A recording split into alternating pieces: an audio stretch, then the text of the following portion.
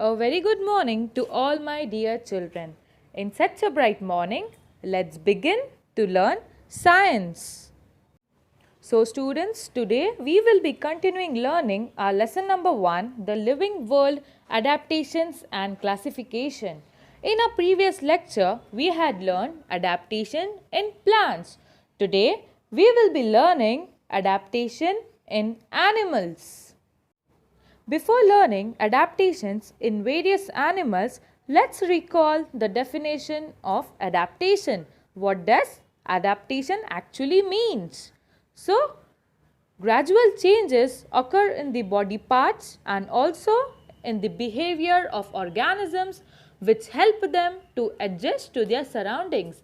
Such changes are called adaptations. They take place over a long period of time.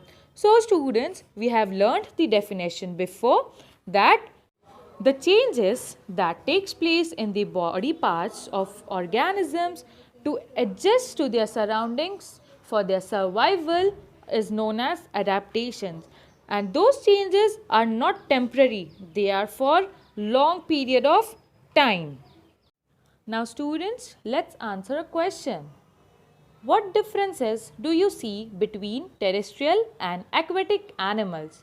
First of all, we know what does terrestrial means. Animals which live on land are known as terrestrial animals, and animals which lives in water are known as aquatic animals. So, the answer for this question is, as compared to terrestrial animals, the skin and body shape of aquatic animals appear to have undergone changes. Now, what kind of changes? Let's see. Fishes have scales on the skin and fins on the body. Their body tapers towards both its ends like a spindle. Fish breathe with gills instead of a nose. Their eyes have transparent eyelids. They have air bladders within the body to help them to float. Now students, what kind of changes we can see in an aquatic animal compared to terrestrial animal? On aquatic animal, the best example is fish. On fish body, we can find scales and fins. Fins helps the fish to change its direction inside the water and also to swim. Instead of a nose, breathing organ in fish are its gills. Gills helps the fish to breathe inside the water. Their eyes have transparent eyelids. The transparent eyelids helps the fish to protect the eye from the dust particles, and also when the eyelids are closed, then also being transparent, fish is able to see. They have air bladders within the body to help them to float. Air bladders helps the fish to float inside the water. So students, as compared to a terrestrial animal, aquatic animals have adapted its body into various forms. Students, here comes the picture of fish, which is an aquatic animal. You can see various parts, that is gills, scales and fins. Gills is the breathing organ in fish. Fins helps the fish to change the direction inside water and also to swim. Now students, as we move further, we are going to observe the bodies of various animals, and the animals are frog, duck and tortoise. After our observation, we have to answer some question. First question is, of what use are their legs to these animals? Second, what helps frog to breathe underwater? Third, of what use are the long hind legs of a frog?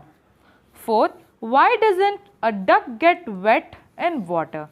Now let's answer all these questions. Our answer to these questions are, as the frog and duck have webbed toes, they can use their legs like oars What are oars, students? An oar is a long pole with a broad blade at one end, used for riding a boat.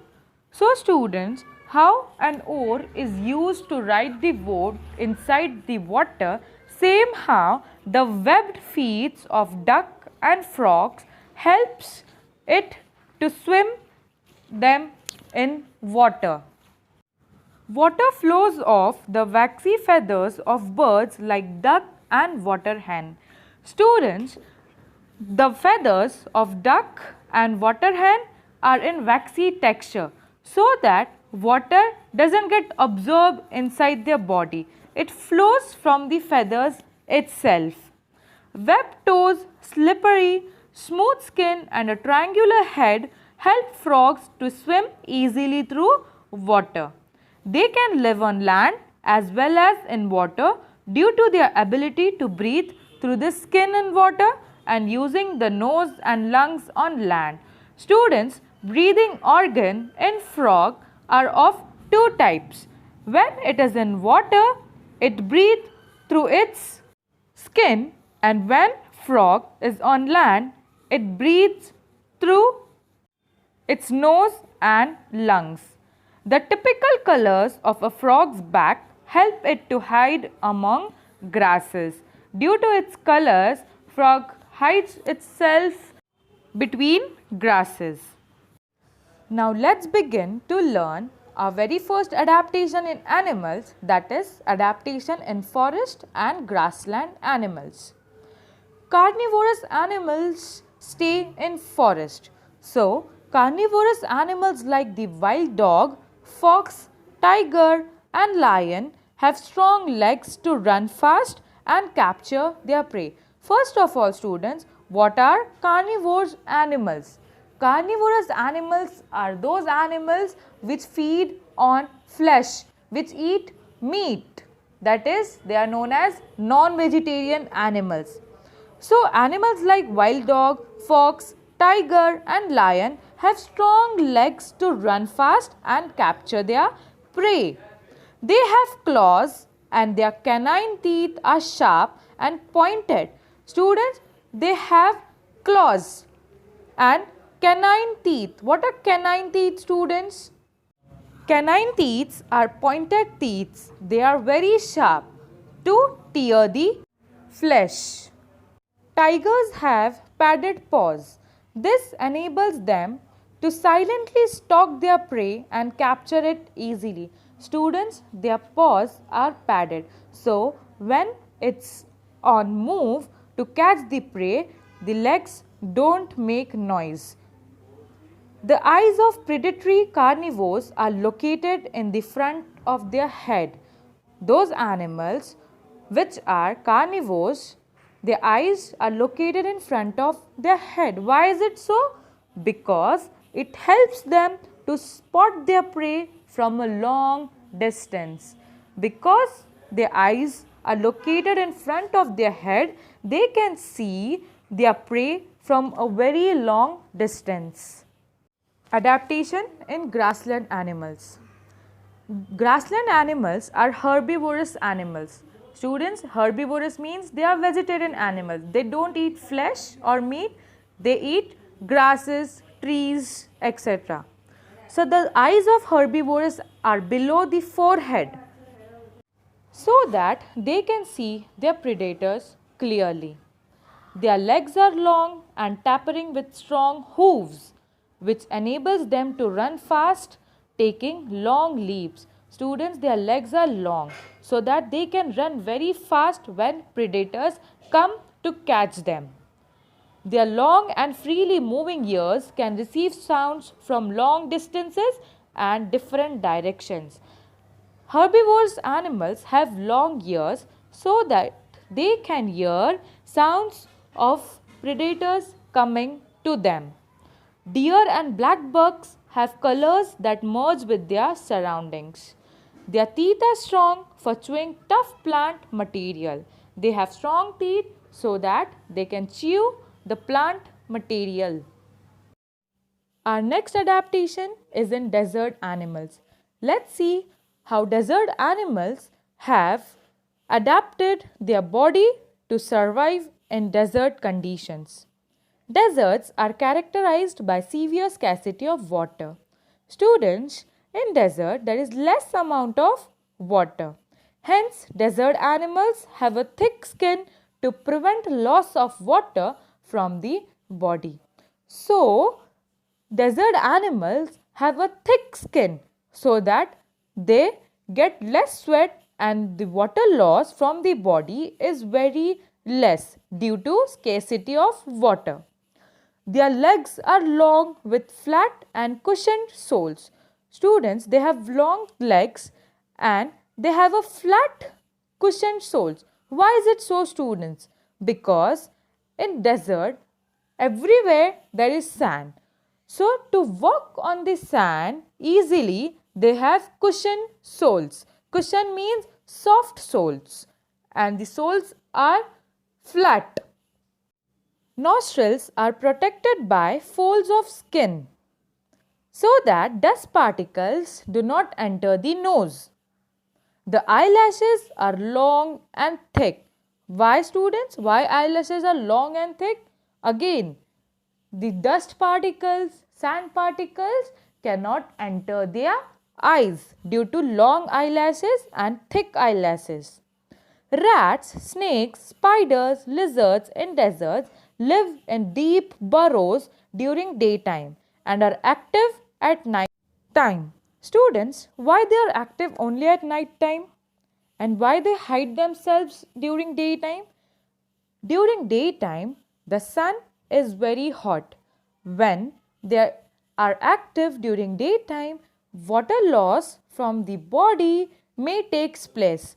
So, to prevent the water loss from the body, they hide themselves deep in burrows during daytime and they are active at night time when there is no sun. Students, in this picture, you can see a desert animal which is camel. Stretchy nostrils which keeps out the sand. Long eyelashes helps to keep sand out of eyes. Long legs keep camel off the hot sand, help to keep cool. Padded foot, that is cushioned soles, stop sinking into the sand and to protect from heat of the ground. Here in this picture, various desert animals are shown. Spidewinder, desert iguana, camel spider, deathstalker scorpion, kit fox, red spotted toad, desert tortoise, etc. Moving further to the next adaptation, which is in animals of snowy regions. How snowy regions have adapted their body? A white or silver body color, long thick hair on the skin are typical characteristics of animals of snowy region. Students, animals staying in snowy regions have long thick hair on the skin. Why is it so, students? Those long thick hair helps the animal to protect itself from cold. Hence, they are having long thick hair on the skin. Example of snowy region animals are yak and polar bear. So students, today we have learned about 3 adaptations in animal. Very first was adaptation in forest and grassland animal. Second, we had learned about adaptation in desert animals. And third, we have seen adaptation in animals of snowy region. The more we will be learning in our next lecture. Till then, students, to get your concepts more clear, re-see the video repeatedly. Thank you, students, for your attention. Hope so your all concepts have been cleared. Goodbye. Have a nice day.